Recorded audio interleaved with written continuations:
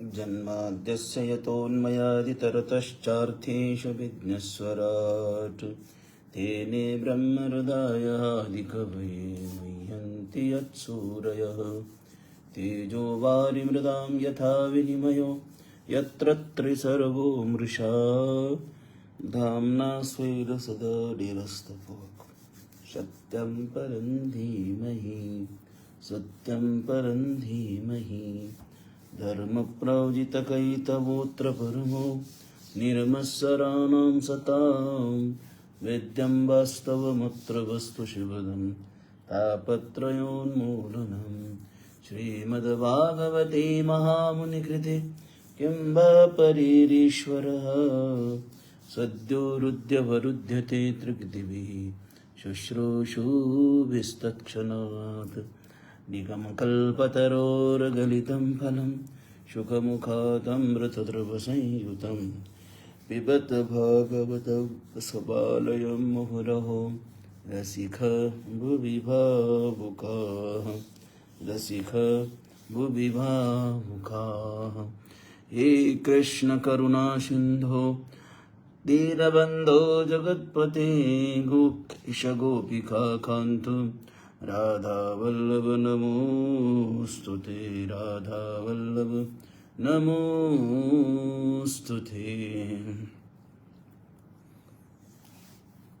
तो चलिए अपना श्रीमद् भागवत का सत्संग शुरू करते हैं। तो कल गोपियाँ भगवान को अदृश्य अंतर्धीयताम, तो अंतर्धान होने के बाद गोपियाँ विह्वल होकर भगवान को ढूंढ रही थी और ढूंढते ढूंढते घनी वन में पहुंच गई थी। कामिन्यां दर्शनां धैन्यं स्त्रीणां चैव दुरात्मनां। तो गोपियाँ जो हैं यमुना के तट से दूर निकल गई थी। कहते यहाँ जो गोपी भगवान के साथ, भगवान जिसको लेके गए थी, वैसे भागवत में वो गोपी का नाम तो नहीं लिखा, पर एक गोपी हैं और वो कुछ आचार्य कहते वो राधा रानी हैं। तो यहाँ श्री राधा रानी के भक्त कहते हैं कि वो राधा रानी ही हैं, राधा रानी को लिए गए थे। तो इधर जो हैं जो गोपी, चाहे राधा रानी हो कोई और गोपी हो, उसके मन में आया, तो राधा जी के मन में या उस गोपी के मन में एक बात आई कि हम दोनों तो यहाँ खूब आनंद लूट रहे हैं, लेकिन कोई देखने वाला नहीं है, इसलिए कोई ऐसा चाहिए जो इस आनंद को देखकर इसका रसास्वादन करे। श्री कृष्ण इस बात को समझ गए।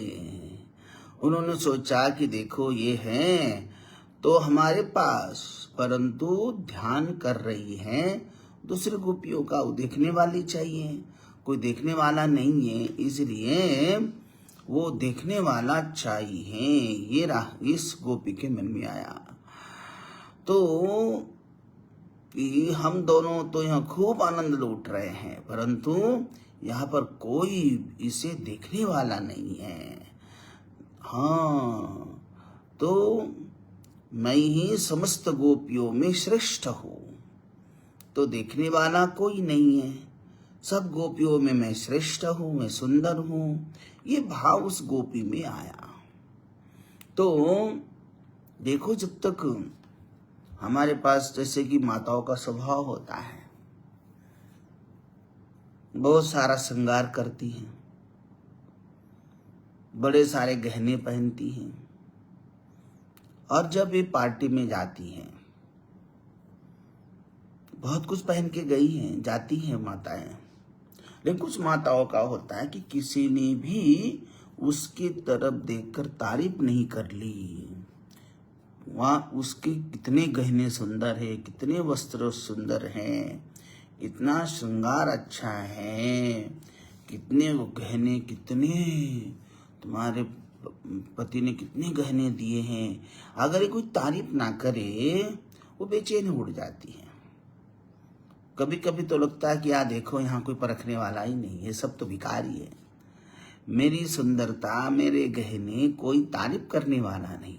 जब तक दूसरा कोई तारीफ करने वाला नहीं मिलता तो ऐश्वर्य को भी कितना भी मिल जाए, धन दौलत, लेकिन कोई तारीफ करने वाला नहीं तो भी उसमें भी आनंद नहीं आता। तो वहाँ यहाँ गोपी के मन में आया कि हम दोनों यहाँ तो बड़े आनंद ले रहे हैं, लेकिन देखने वाला कोई नहीं।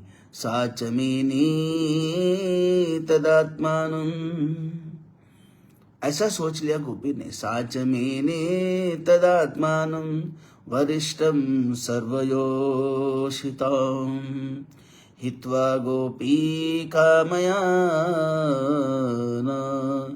मामासो भजति प्रियः। सा च मेने तदात्मानं। हाँ, ये भगवान तो इस बात को समझ गए, भगवान तो अंतर्यामी है। फिर गोपी के मन में आया कि हम तो सबसे श्रेष्ठ है। वरिष्ठम सर्वयोषिताम, अभिमान आया, हम सबसे उत्तम श्रेष्ठ है, हमसे ही भगवान प्यार करते हैं, हमसे ही कन्हैया सबसे ज्यादा प्यार करता, तभी तो हमको साथ में लाए हैं। सभी गोपी को हित्वा गोपी कामयाना मामासो भजते प्रियः, सभी गोपियों को तो त्याग दिया, सब गोपियों को छोड़ दिया यमुना के तट पर। देखो न कैसी वो ढूंढ रही गए, पेड़ पौधे को पूछ रही है, ढूंढ रही कन्या को, लेकिन वो हमको देख नहीं सकती, हमको मिल नहीं सकती। तो सभी गोपियों को त्याग करके केवल मुझसे ही प्यार करते। भज मामासो भजते प्रियः। तो भगवान इस बात को तो समझ गए। भगवान ने सोचा देखो ये गोपी हैं हमारे साथ, परंतु ध्यान करने लगी किसी दूसरे का। श्री राधा जी श्री कृष्ण से कहने लगी, मानिए गोपी कहने लगी, प्यारे मुझसे अब तो और नहीं चला जाता, मेरे सुकुमार पैर जो है बड़े थक गए हैं, अब मैं बिल्कुल चल नहीं पाऊंगी, मैं अब चल नहीं सकती हूँ, फिर करे क्या।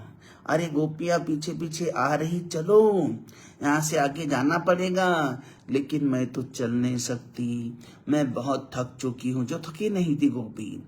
न पारये हम चलितुम नयमाम यत्र ते मनः, न पारये हम चलितुम नयमाम यत्र ते मनः। अब मैं चल नहीं सकती हूँ, अब क्या करे फिर।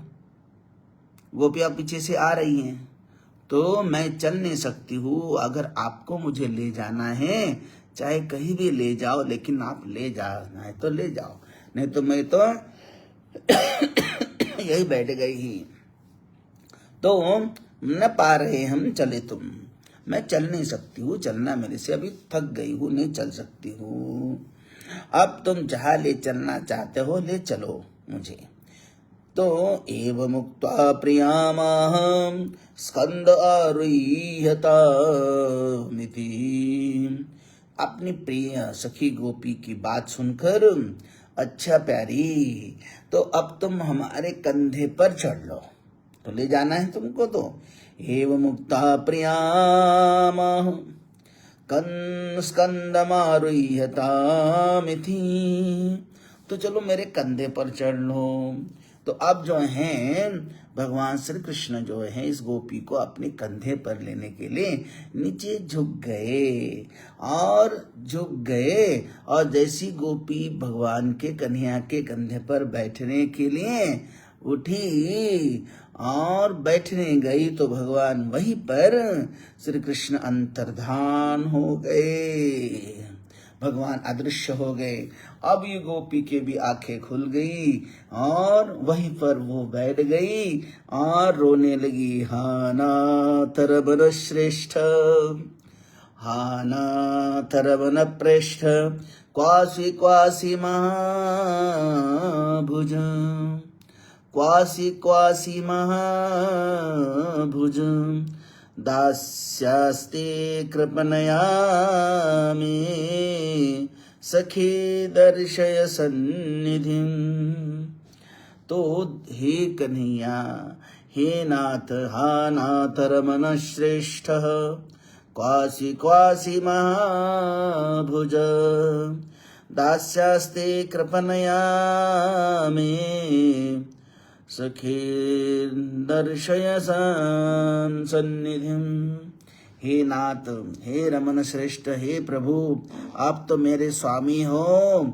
हे महाभुज, हे परमात्मा, मैं तो आपकी दासी हूँ। दास्यास्ते कृपणयामि, मैं दासी हूँ। और इस दासी ने धृष्टता कर ली, आपके कंधे पर बैठने की चेष्टा कर ली।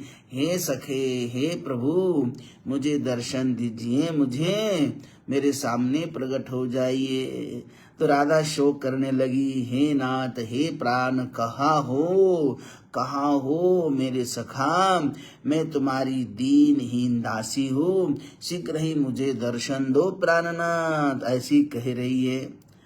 तो इधर सुखदेव जी कहते हैं, परीक्षित, इधर अन्य गोपियां चरण चिन्ह से ढूंढती ढूंढती वहां जा पहुंची जहां ये राधा रानी अपने प्रियतम के वियोग में अचेत पड़ी थी। वहीं पर मूर्छित हो गई राधा रानी। गोपियों ने तुरंत थोड़ा सा जल छिड़क लिया और पंखा हवा कर ली। तो गोपियों ने राधा को सावधान कर लिया, उठा लिया। गोपियों ने पूछा, राधे बताओ हमारे प्राण प्यारे श्याम सुंदर कहाँ हैं? राधा ने कहा, मैंने कुटिलतावश उनका अपमान किया, इसलिए वो मुझे भी छोड़कर चले गए, मुझे छोड़कर वो चले गए। तो मुझे छोड़कर अंतर्धान हो गए। अवमानंच दौरात्मातु विस्मयं परमं जयुः। अवमानंच दौरात्म्यात्, मैंने अवमानना कर ली है, इसलिए वो मुझे विस्मयं परमं जयुः। अब जब गोपियों का मन हो गया कि कृष्ण उनकी वाणी में आ गए हैं, तो अभी वाणी तो हमारे पास है, तो वाणी में ही भगवान है, रोम रोम में भगवान ही, कहाँ ढूंढना है। तो कब राधा रानी कहती कि मैंने दृष्टता कर ली, अदृश्य हो गए। तो गोपिया का इधर गए तो इधर और दौड़ी। तो राधा रानी ने कहा कि रुको, आगे मत जाओ, पहले ही हम यमुना से बहुत दूर आ चुकी हैं और दूर आई हैं, अब और दूर मत जाना। भगवान आप आगे जंगल में तो मिलने वाले हैं नहीं, तो चलो लौटकर जहां से आए वहीं। कहाँ से आई थी गोपियां? यमुना के तट से। राधा रानी ने सही कहा, भगवान तो मिलेंगे तो केवल यमुना के तट पर ही मिलते हैं, क्योंकि यमुना क्या है? भक्ति का तट है। यमुना ही नदी क्या है? भक्ति है। भक्ति का तट ही यमुना है, तो वहीं पर भगवान मिलेंगे। और इस विषय रूपी जंगल में हम कितने दूर चले जाए तो भगवान मिलने वाले नहीं हैं। कित मुरली कित चंद्रिका, कित गोपिन को साथ, अपने जन के करने कृष्ण भये रघुनाथ।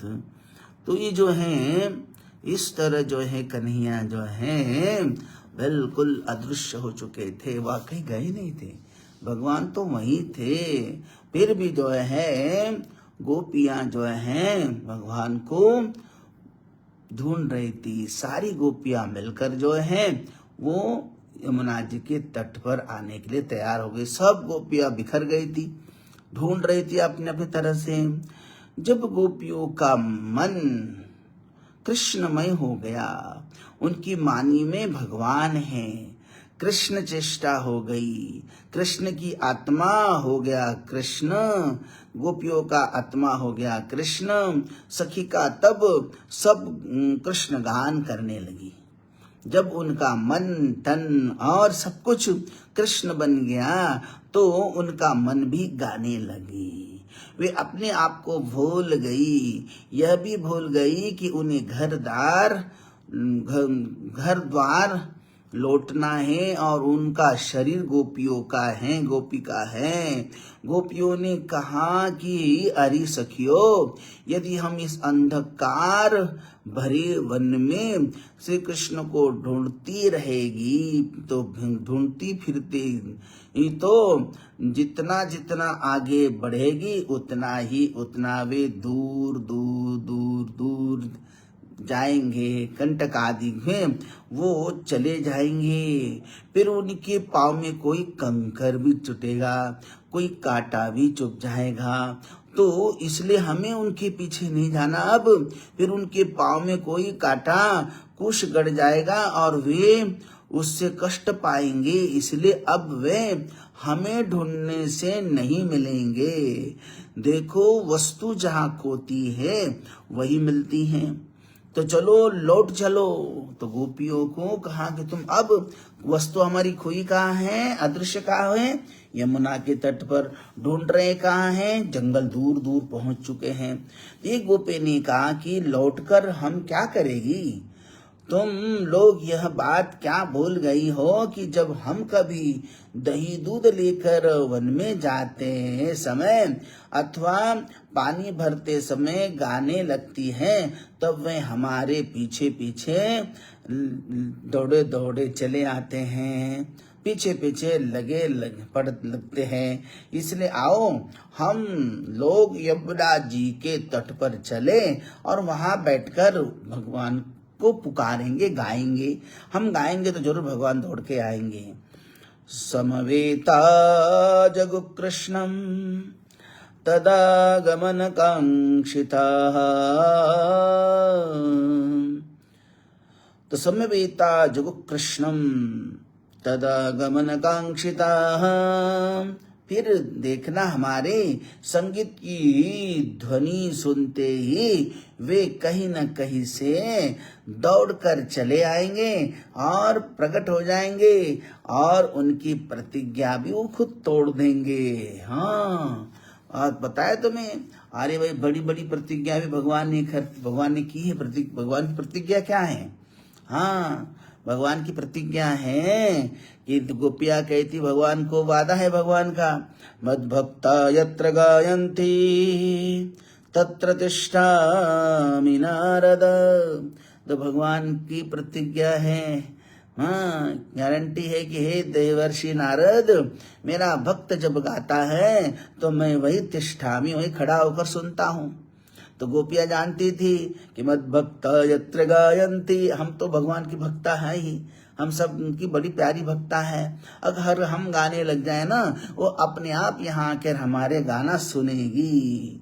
गोपी, देखो गोपिया जानती थी। अब गोपिया जो है उनका मन गाने के लिए गोदी सब आ गई यमुना के तट पर और मंडल बनाकर जो है भगवान को का गुण गाती हैं। देखो, गोपी शब्द का अर्थ क्या है? हाँ, गोपी तो जो अपनी समस्त इंद्रियों के द्वारा श्री कृष्ण के भक्ति रूपी रस का पान करती है, उसका नाम है गोपी। हाँ, गो मान इंद्रिया। हाँ, तो जो अपने सभी इंद्रियों के द्वारा 11 इंद्रिया और एक मन जो है 11 एकादश इंद्रियों के द्वारा सभी इंद्रियों के द्वारा केवल भगवान की भक्ति रूपी रस का पान करती हो, उसका नाम है गोपी। जब उन्हें देखने की इच्छा होती है तो रसपान करने की इच्छा होती है। हाँ, श्याम सुंदर को देख लेती है और जब सुनने की इच्छा होती है तो वो वेणु को सुन लेते हैं। श्री कृष्ण द्वारा बजाई जा रही हैं ऐसा अनुभव करती हैं। जब इंद्रियों की इच्छा होती है, इंद्रियों की कोई इच्छा होती है तो भगवान का खाया हुआ तांबुल अपने मुंह में डाल देती हैं। तो दर्शन करना होता है तो भगवान का ही मन आलिंगन कर लेती हैं। सूंघना होता है तो भगवान के गले में पड़ी हुई जो माला, उसका जो फूल तोड़कर सूंघ लेती हैं। सभी इंद्रियों का परमात्मा श्री कृष्ण के साथ जोड़ देना, भगवान के साथ उसका अटैच कर लेना, साथ जुड़ी हुई, इसलिए उनका नाम है गोपी। माने हर इंद्रियों को भगवान के साथ अटैच कर लेना। हम केवल हाथ से जो भजन करते कभी मुंह से करते हैं, मन वाणी कर रही हैं और हाथ ताली बजा रहे हैं, तो मन भटकता रहता है। मन भटकना नहीं चाहिए। तो देखो भक्ति में बड़ा पावर है, पर भक्ति में एक बार रस आना चाहिए। जब तक भक्ति में रस नहीं आता तब तक जो है भक्ति के रस में आनंद नहीं आता। भक्ति की पराकाष्ठा क्या है? तो एक ऐसा उदाहरण देते हैं संत लोग कि गोस्वामी तुलसीदास बड़े कट्टर राम भक्त हैं, अयोध्या में निवास करते हैं, रामचरितमानस की रचना की है। तो कभी कभी महात्मा वृंदावन से अयोध्या आते हैं, तो और यहाँ अयोध्या के भी भाई कभी तुलसीदास जी कहते कि अरे गोस्वामी तुलसीदास जी आइए कभी वृंदावन आइए, कभी कभी आइए वहां पर भी। तो वो कहते कि अरे मुझे तो मेरे राम ही बहुत है, मुझे राम में ही कृष्ण है, कृष्ण ही राम है।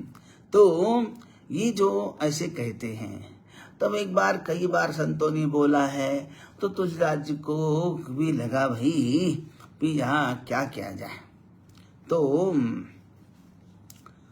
अपने जो गुरु भाई हैं, तो तुलसीदास जी कहते हैं कि मैं, उनके गुरु भाई थे परमानंद दास, उन परमानंद दास भाई को बोला, गुरु भाई को बोला चलो मैं वृंदावन होके आ जाता हूँ, वृंदावन होके जाता हूँ।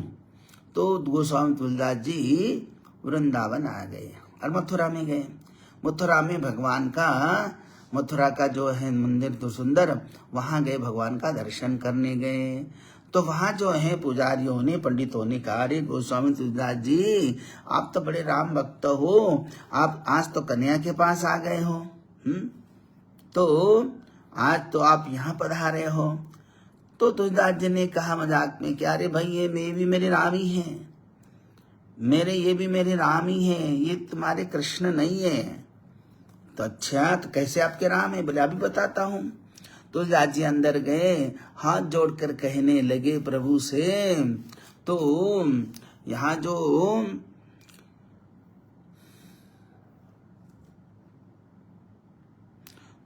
यहाँ जैसे पंडितों ने कहा था पूजा पर, वहां कहते कि भी परशुराम पुजारी थे, तो कहने लगे अपने अपने इष्ट को नमन करे सबको,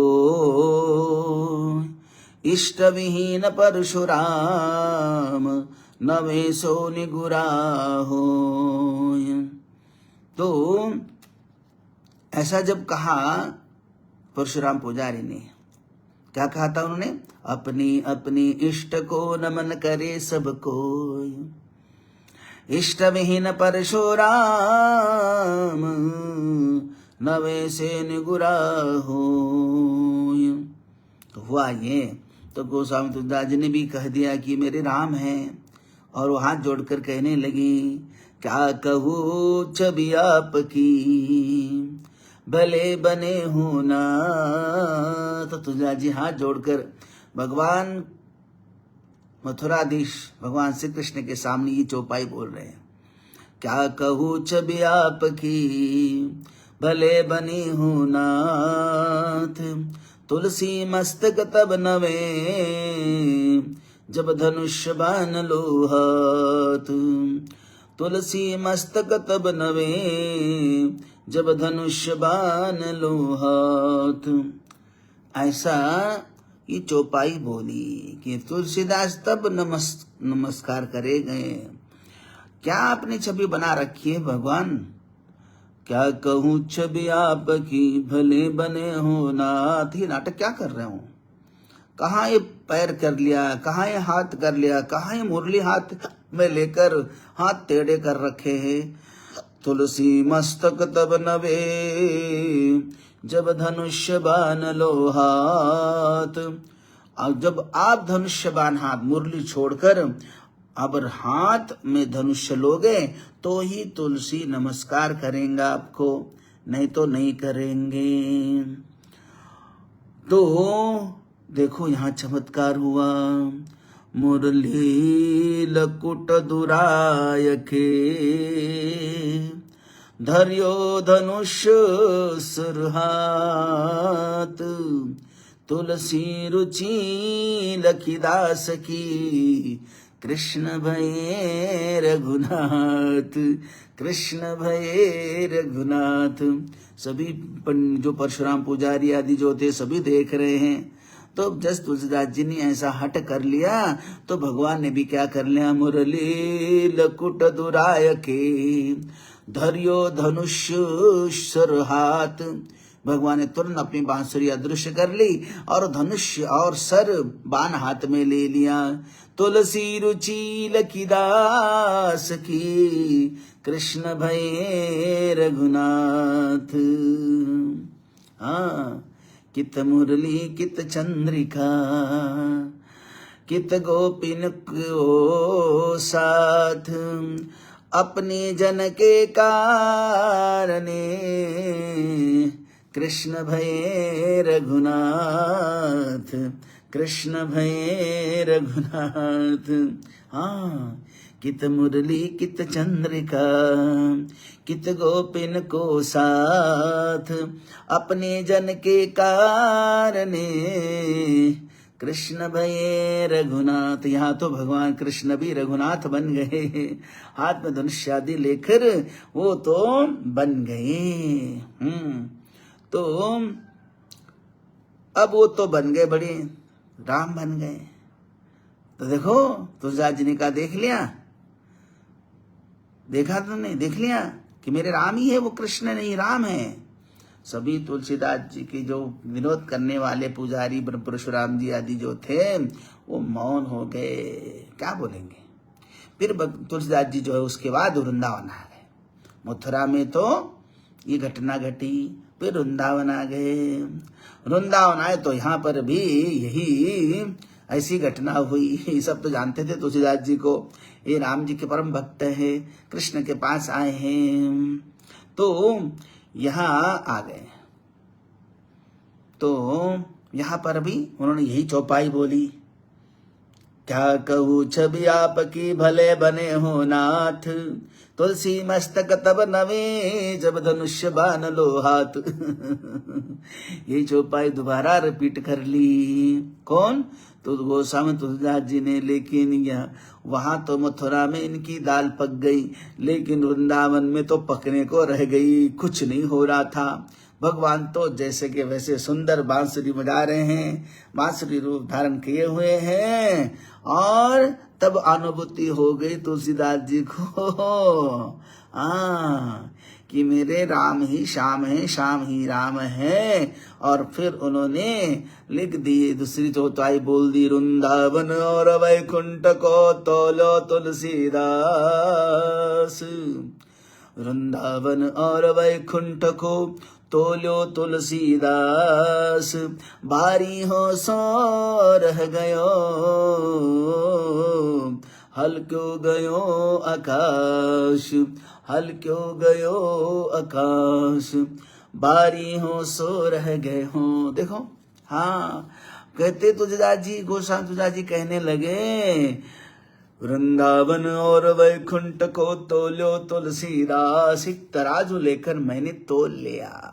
हाँ, मैंने वैकुंठ और वृंदावन को एक तराजू में वैकुंठ रखा, दूसरे तराजू में वृंदावन रखा।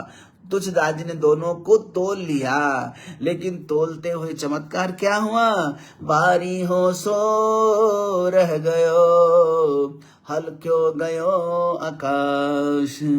जो भारी था, भारी वृंदावन रहा, धरती पर ही रहा, भारी हो सो रह गयो हल क्यों गयो आकाश। जो हल्का वैकुंठ था वो तो वैकुंठ आकाश चला गया, भारी जो था वृंदावन यही रह गया। और तुलसीदास जी ने अब द्वारका अपने कन्हैया को प्रणाम किया, वृंदावन की मिट्टी माथे लगाई। फिर कुछ दिन रुककर जो है वो अपने अयोध्या लौट आए। तो वहां उनका जो गुरु भाई है परमानंद दास, तो तुलसीदास जी ने अवध आने के बाद अपने गुरु भाई परमानंद जी को भी कहा कि चलो मैं तो दर्शन करके आया हूँ, वृंदावन होकर आया हूँ, तो गुरु भाई तुम भी चले जाओ एक आधे बार। तो गुरु भाई का कोई मन तो था नहीं, लेकिन फिर भी अब बड़े गुरु भाई गोस्वामी तुलसीदास जी थे, उन्होंने कहा तो उनको टाल नहीं पाए, बोले ठीक है मैं भी हो आ जाता हूँ। तो वो भी चले, वो आए वृंदावन आए, पड़ाव करते करते आ गए। तो यहाँ आने के बाद उन्होंने कहा कि भाई मैं एक दिन ज्यादा नहीं रहूंगा, तुरंत में तुरंत लौट के आना, भगवान का दर्शन करके मथुरा दर्शन कर लिया। वृंदावन गए, वृंदावन तो मथुरा तो वहां से तुरंत चले गए, वृंदावन आ गए तो वही मन लग गया। 2 दिन में इधर लौट के आऊंगा बोला था परमानंदास ने, पर वो आने का नाम नहीं है। तो हफ्ता हो गया, 2 हफ्ता हो गया, महीना हो गया, 2 महीना हो गया, तो फिर भी परमानंद लौट कर आते ही नहीं गुरु भाई। तब तुलसीदास जी ने एक पत्र लिखा है, पत्र लिखा, और पत्र में क्या लिखा है, केवल ज्यादा पत्र कुछ लिखा नहीं है, तो उसने इतना आधी चौपाई लिखी है, क्या कमी रघुनाथ में, 4 महीना हो गया था ना, क्या कमी रघुनाथ में, जो जी जोलिनी और कियास, जोलिनी और कियास। तो तुलसीदास जी ने लिख दिया कि क्या कमी रघुनाथ में, कब क्या मेरे रघुनाथ में क्या कमी थी भैया, क्या कमी थी रघुनाथ में, जोलिनी और कियास, जो तुमने दूसरों को साथ, दूसरों को अपना लिया है, हैं? मेरे रघुनाथ में कमी क्या थी। तुलसीदास जी ने इतना ही लिखकर पत्र बंद करके भेज दिया। पत्र परमानंद जी के पास आ गया और उन्होंने देखा तो गुरु भाई का तो इतना था कि प्रिय परमानंद जी जय श्री राम, चौपाई पड़ी, क्या कमी रघुनाथ में, जोलिनी और कियास, लिखा कि अधूरी चौपाई पूरी लिखी ने गुरु भाई ने। तो उनकी नीचे दूसरी लाइन पूरी कर ली उन्होंने क्या लिखा है, उन्होंने लिखा कि गुरु भाई जी रघुनाथ में कोई कमी नहीं है पर क्या करूं, मन बैरागी हो गयो, मन बैरागी हो गयो, सुन मुरली कीर्तन, सुन मुरली कीर्तन।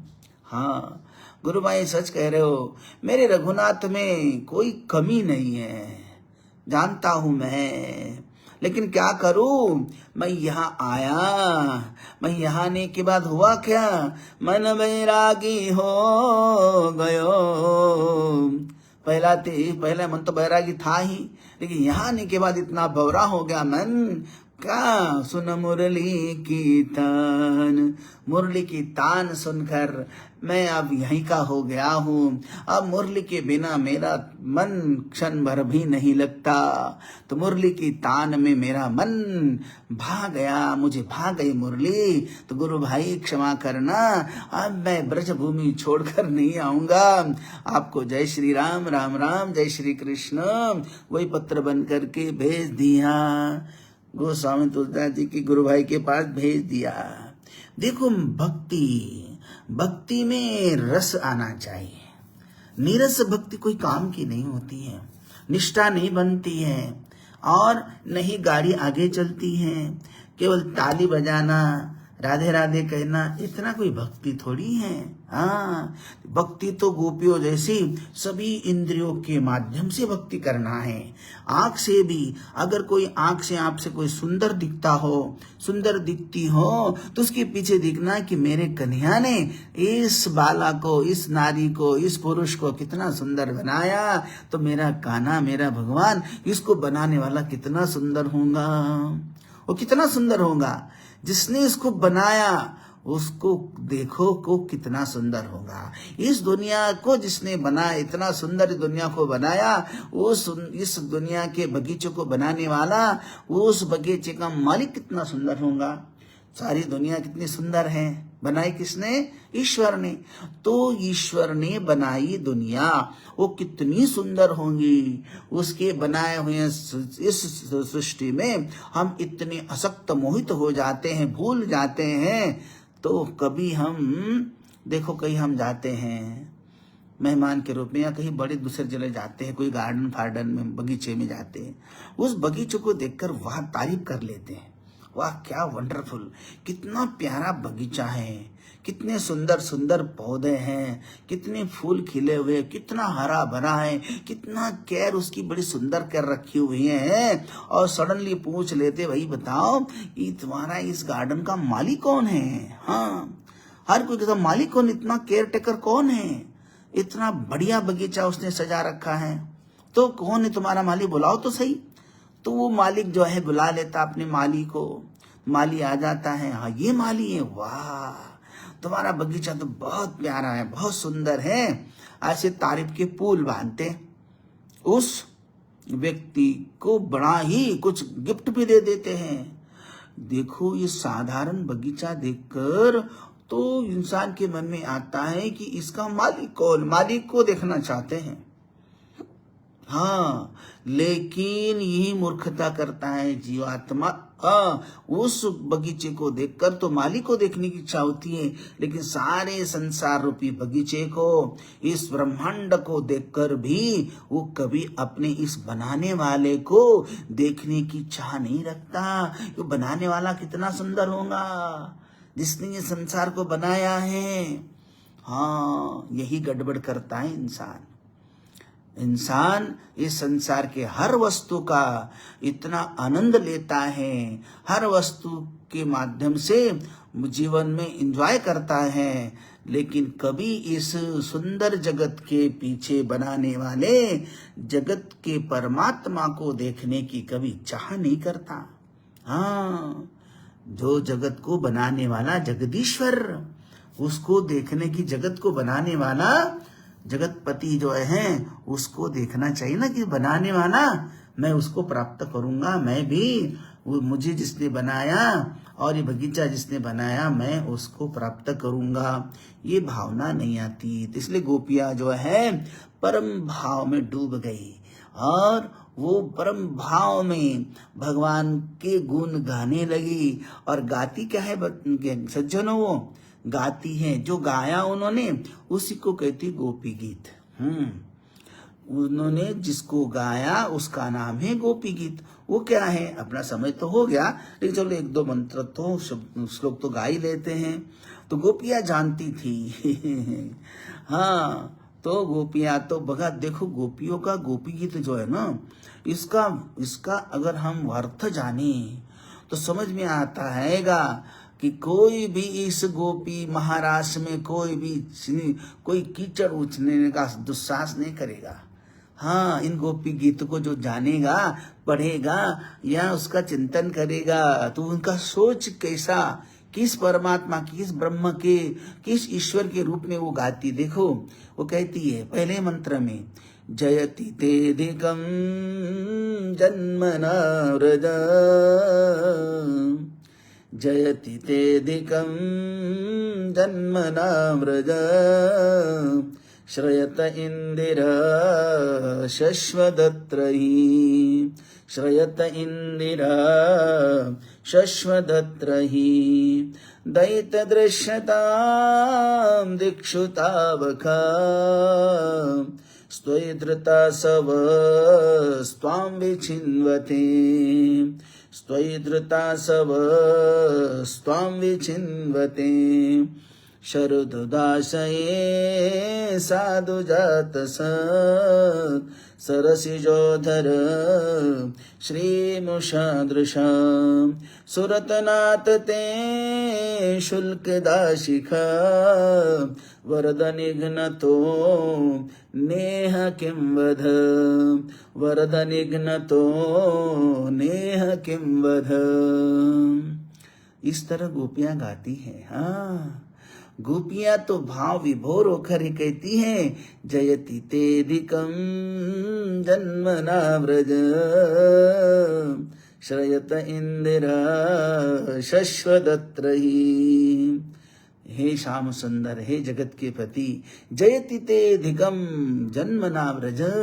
आपके जन्म के बाद तो ये ब्रज तो ऐसा दिव्य बन गया है, और उसके बाद तो लक्ष्मी यहाँ तो नित्य निवास करती है। मतलब तुम तो लक्ष्मीपति परमात्मा हो ना। जयति ते धिकम जन्मना ब्रज, शयत इंदिर शश्वदत्र ही, शयत इंदिर शश्वदत्र ही, दयितदृश्यतां दिक्षुतावका, स्वयधृता सव स्वां विचिन्वते, स्वयधृता सव स्वां विचिन्वते। तो ये गोपी गीत क्या है? अपना समय हो चुका है, तो हम इस गोपी गीत को कल पूरा गाएंगे भी कल के क्लास में, और उसका जितना हो सके आपके लिए उसका मीनिंग भी बताएंगे। तो गोपियां जो है समस्त कामनाओं को पूर्ण करने वाले, हे श्याम सुंदर, शरद ऋतु के सरोवर में सुंदर रूप में जो उत्पन्न हुए कमल के मध्य भाग की शोभा करने वाले, आने गाने को उपमाएं गोपियां देती हैं। तो शेष चर्चा हम कल करेंगे। आज के लिए इतना पर्याप्त है। बोलो कृष्ण कन्हैया लाल की जय, बाकी बिहारी लाल की जय।